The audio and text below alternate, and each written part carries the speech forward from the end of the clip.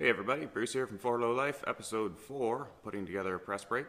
I've now finished the lower die. As you can see here, I've got the angle welded into the two side pieces, ground back down, smoothed out, so that should be fairly close to workable now. I've also started working on the parts for the traveler beam to move up and down, and I've got all the bolt holes drilled for the upper die holder. I'll take you through a little bit quicker version of what it took me.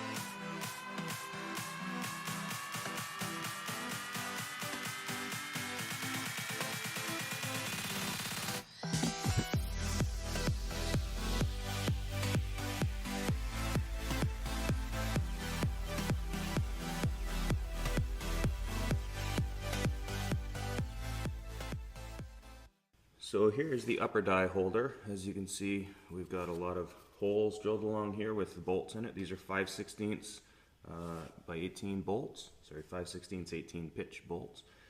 And the front flat bar piece is welded to the center. You can see we've got the groove down there, which holds the die. And then on the back, this is all tapped and this piece is free. So that acts as a clamp to hold these pieces in place. This assembly without any of the dies in it weighs approximately 80 pounds, which brought me to my next problem. So at this point I realized that things were really going to get a bit heavy, and I decided to see what the total was going to be. I added up the jack, the jack at 60 pounds, the beam at 110 pounds, the die holder at 80 pounds, two pieces of angle to hold the die holder to the beam came in at 40 pounds, and what's my last one here? Yeah, the dies themselves come in at about 90 pounds. Total there's 380 pounds that's going to have to be moving up and down. Initially I thought about using springs to lift the beam back up again, but when it came in to be weighing about 380 pounds, that got a little scary. Even 2 pairs of garage door springs wouldn't be enough to lift it up. What I ended up deciding was to go with a pair of air cylinders, because the jack that I'm using to push the beam down is an air over hydraulic jack. I just need to add a separate control system for the air cylinders to lift it back up. I also need to come up with a way of keeping the beam in place, front to back, side to side, and rotationally, so that it can't move anything other than straight up and down. And what I've done is I've made some small angles with HDPE blocks on them, which is basically just a cutting board off of Amazon, cut into pieces. And for the first step, I've put one piece in each side of the beam down at the base, and these will basically press up against the vertical beam to keep it squished in between them. Now there's a little bit of play in how these are mounted, so I can adjust them in and out a little bit to adjust the tension. And for the second step of stabilization, you can see there's another block on the outside of the beam here. So we've got the long blocks on the inside, and I've got another block that goes across on the outside. The advantage to doing it this way, I now have the arm that comes all the way out here, which gives me the perfect point for support of an air cylinder to lift it back up again.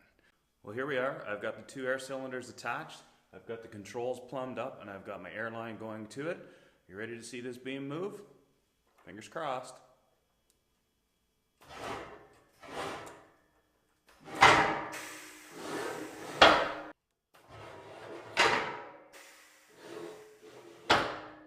That's going to be it for this time. Thanks for watching. If you enjoyed that, please click subscribe, click like, and follow along. There will be another video to come, hopefully by next weekend.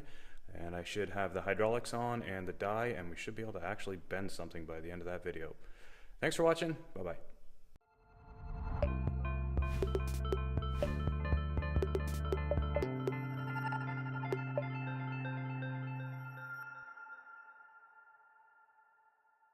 Oh, hey, if you're still watching and listening, please let me know if you noticed a difference in the audio quality of this video.